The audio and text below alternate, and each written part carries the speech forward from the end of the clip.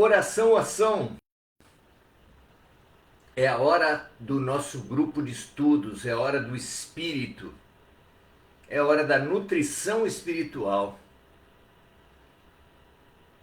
Dedicamos muitos períodos do dia à nutrição do corpo físico, e se não houver exageros, compulsividade, está tudo certo. Devemos mesmo cuidar do corpo.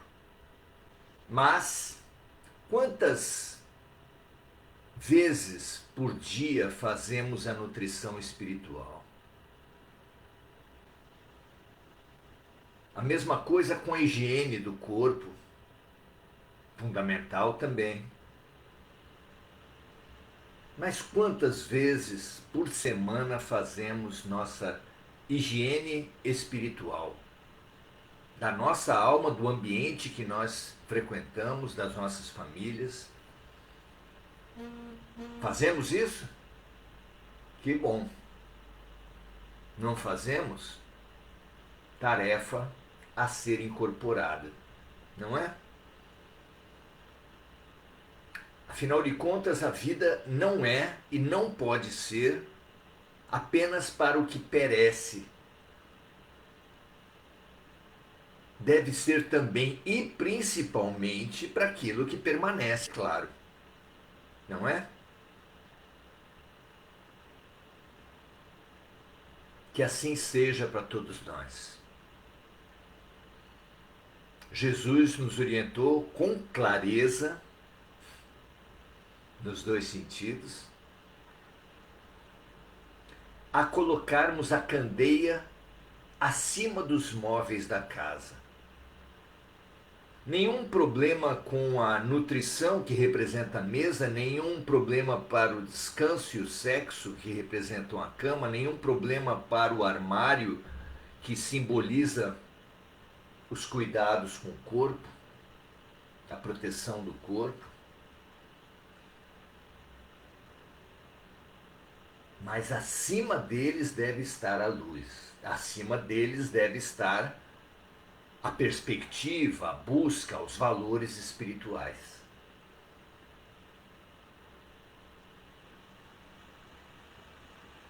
Que assim seja com cada um e com todos nós, não é?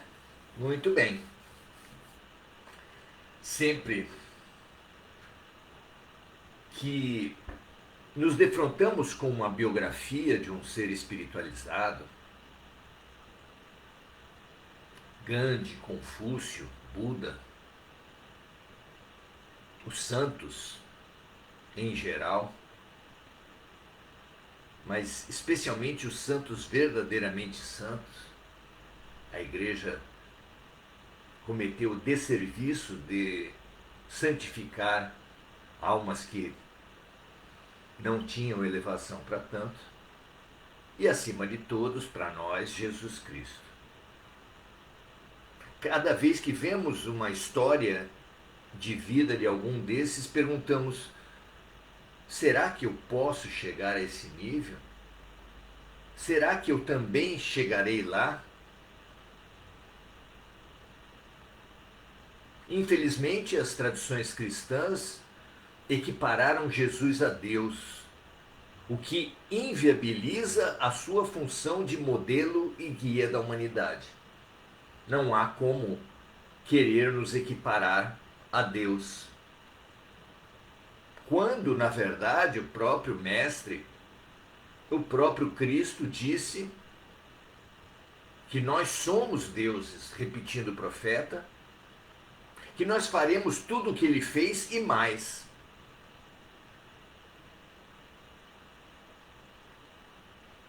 Se hoje nos parece impossível, é como parece impossível a criança da educação infantil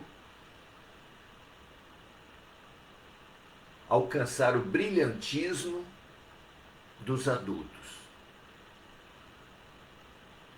Mas sim, como um todo, as gerações mais jovens estão destinadas a igualar e até a suplantar as gerações mais velhas.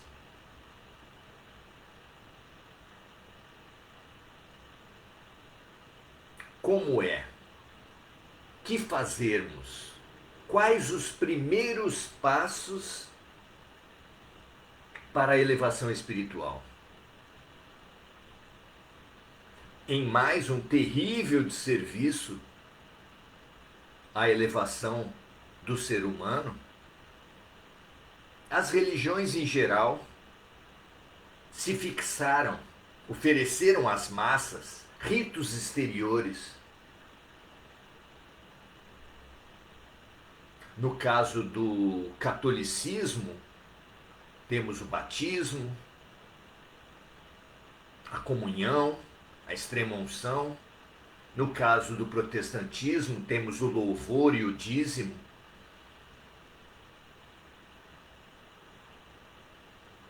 Mas é evidente a qualquer um que tenha mínimo senso crítico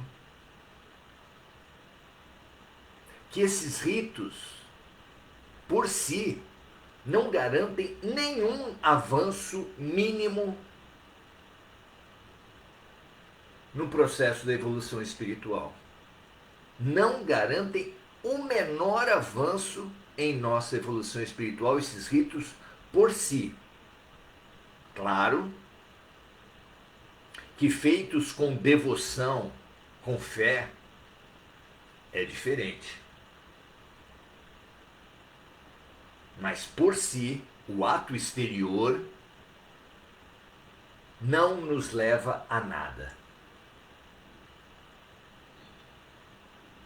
E infelizmente, muitas vezes, os sacerdotes são muito cuidadosos com as práticas, do jeito, com a roupa, no horário prescritos, e nem sempre são atenciosos com a fé, a crença e a devoção, cujo ensinamento, aliás, é imprescindível que seja feito também pelo exemplo. E é aí que as coisas pegam.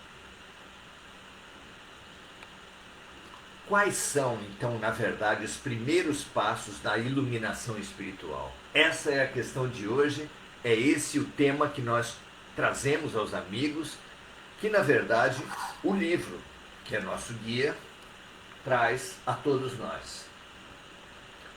O Consolador, Emmanuel e Chico Xavier, 411 perguntas. Já passamos o bloco de perguntas relativas à ciência. Estamos já avançados nas perguntas relativas à filosofia. E hoje a pergunta é de número 230. E ela se faz nos seguintes termos: como iniciar o trabalho de iluminação da nossa própria alma? Primeiros passos.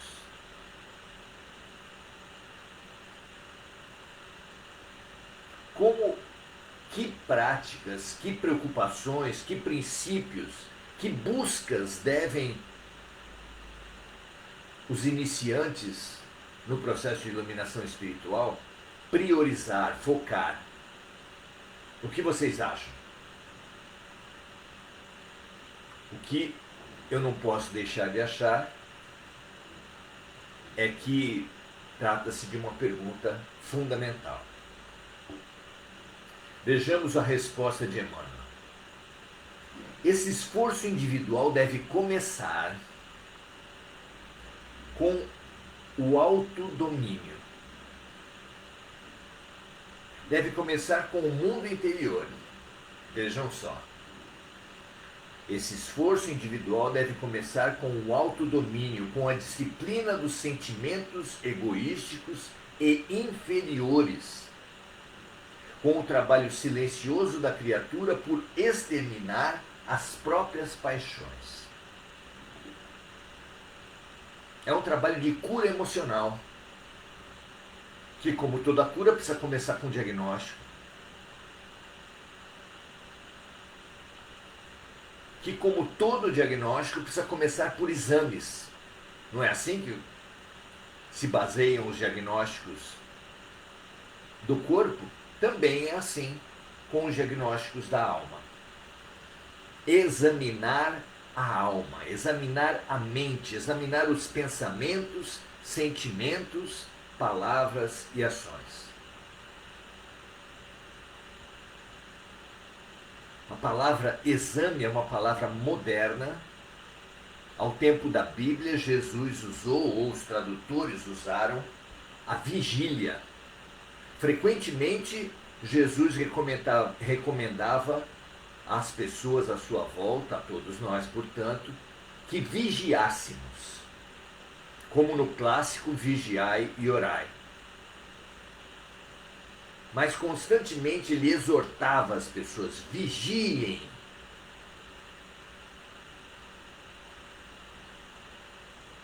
Mas vigiar o quê? Pode perguntar a pessoa menos atenta. Menos atenta eu digo porque no contexto da mensagem do Cristo não restam dúvidas. Jesus falou claramente que o reino dos céus está dentro de nós. Falou claramente que o mandamento maior é o amor a Deus sobre todas as coisas, ao próximo e a nós mesmos. Falou que o próprio Deus é amor. Falou através de Paulo que quaisquer conquistas da alma sem amor nada serão. Então, o universo interior é o território por excelência a ser trabalhado na nossa evolução. E a vigília, consequentemente, só pode ser uma vigília sobre os nossos próprios passos. Não nos cansamos de recomendar a questão 919 de O Livro dos Espíritos, em que é perguntado aos amigos espirituais qual a grande tarefa para a evolução espiritual. Pergunta em tudo semelhante a essa, e a resposta dos amigos é: um sábio da antiguidade já vos disse, conhece-te a ti mesmo. Remontando o oráculo de Delfos, que com essa recomendação, com esse mandamento, resumia grande parte do ensinamento da antiguidade. Conhece a ti mesmo, que foi referendado na mensagem do Cristo, que foi recomendado também na mensagem dos Espíritos, como na 919, complementada pela 919A, onde Santo Agostinho detalha esse processo de autoconhecimento com questionamentos diários.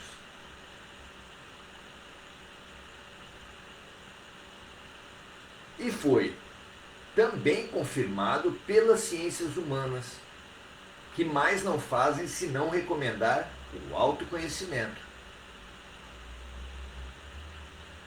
Das sociedades na sociologia, das civilizações na antropologia, do universo interior na psicologia e psicanálise,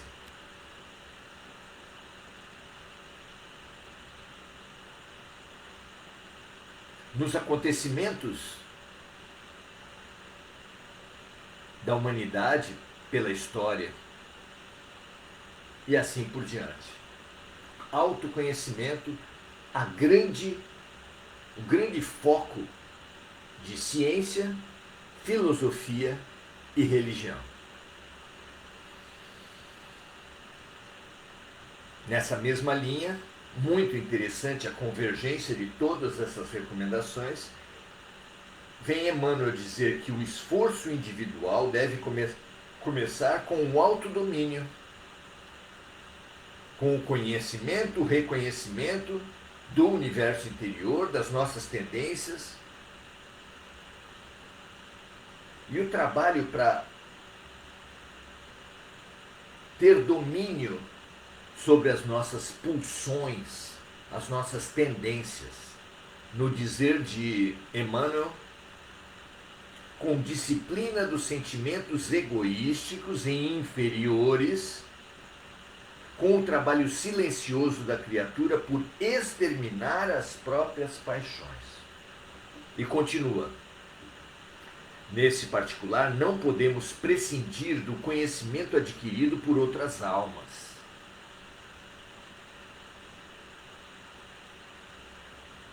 É muita falta de humildade, é muita arrogância esperar fazer todo o processo de autoconhecimento em desprezo aos irmãos mais velhos, aos adultos da humanidade que são enviados por Deus para nós, para nos ensinar. Nunca com fanatismo, mas sempre com humildade. Muito bom. Maravilhoso esse equilíbrio, não é? Nesse particular, então, não podemos prescindir do conhecimento adquirido por outras almas que nos precederam nas lutas da terra, com as suas experiências santificantes. Água pura de consolação e de esperança que poderemos beber nas páginas de suas memórias ou nos testemunhos de sacrifício que deixaram no mundo. E termina dizendo assim: todavia, o conhecimento é a porta amiga que nos conduzirá aos raciocínios mais puros. Porquanto, na reforma definitiva de nosso íntimo, é indispensável o golpe da ação própria, no sentido de modelarmos o nosso santuário interior na sagrada iluminação da vida. Os mais perspicazes fizeram aqui uma conexão total com os nossos princípios.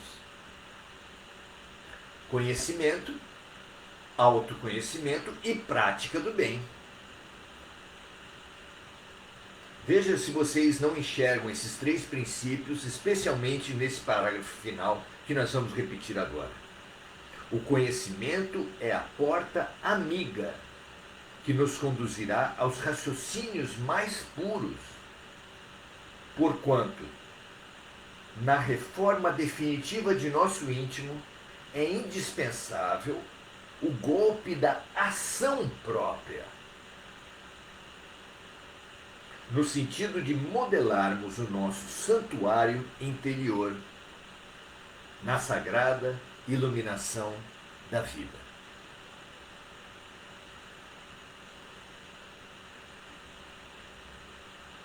Já tinha falado, focado no primeiro parágrafo, no universo interior, no autoconhecimento, na autotransformação.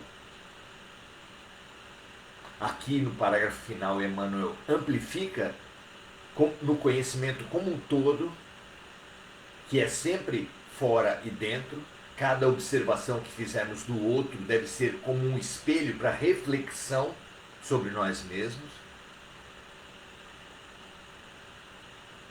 E esse aprendizado só se consolida, nós só honramos o aprendizado realizado através da sua prática. Como um filho que só pode honrar os princípios éticos deixados por seus pais se os praticar. Se apenas os repetir, mas os repudiar com as suas mãos, não o honrará.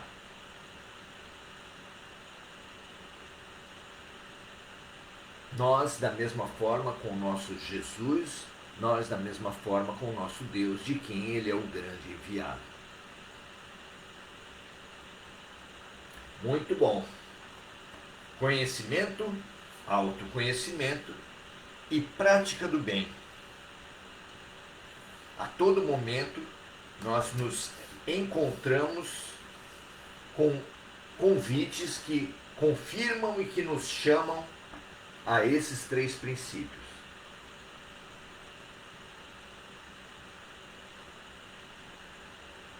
Podemos nos dedicar aos ritos das religiões, até aos títulos acadêmicos na área da filosofia.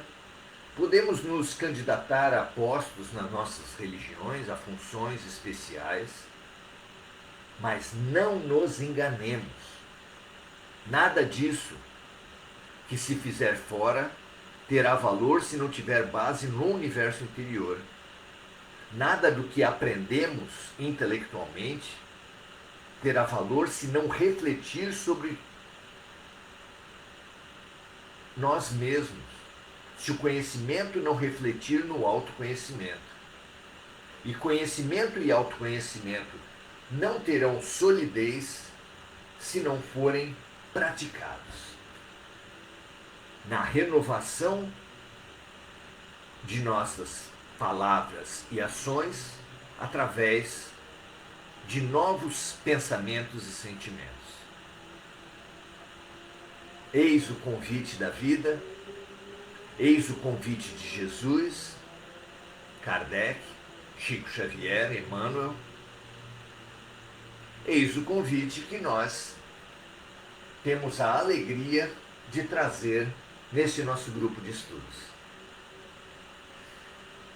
E de transbordar desse grupo de estudos, das pessoas que nos assistem ao vivo e nas gravações, e nos compartilhamentos, que nós sempre estimulamos todos a fazer,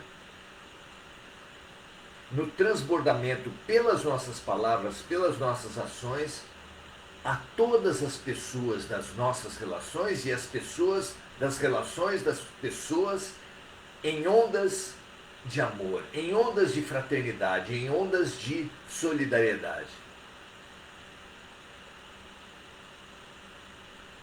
Levemos, meus amigos, nas palavras e nas ações,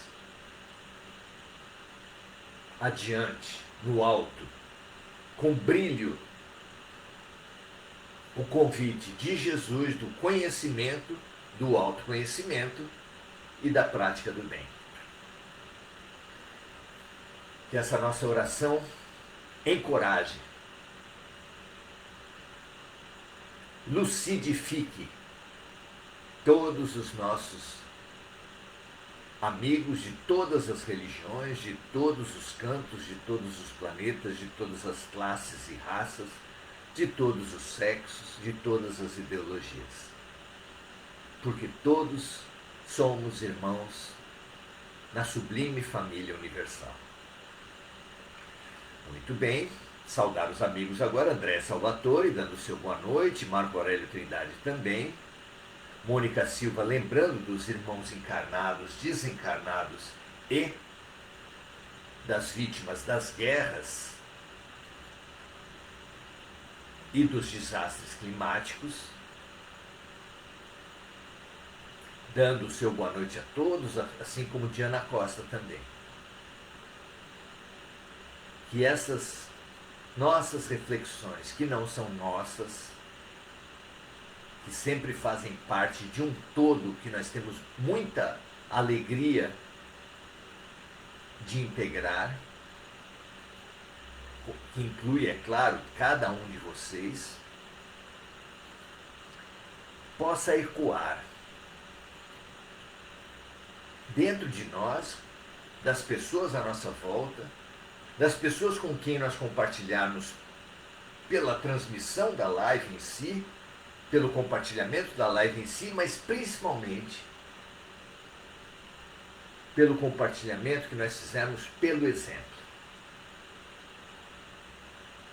Levemos a luz para todos os cantos das nossas vidas, das nossas mentes, da nossa humanidade. Paz e bem a todos. Amanhã, domingo, 17h30, estaremos no curso Jesus e a Criança. Essa releitura tão alegre, tão sugestiva, tão estimulante de O Pequeno Príncipe à luz do Evangelho, para a qual nós convidamos cada um e todos os nossos amigos. Estejamos juntos, redescobrindo, acolhendo, estimulando as nossas crianças interiores, curando as nossas crianças feridas e deixando ir a Jesus, como ele mesmo recomendou, nossas almas através de nossas crianças. Deixai vir a mim as criancinhas e não as impeçais. Assim seja, um grande abraço a todos, ótimo final de sábado e até amanhã.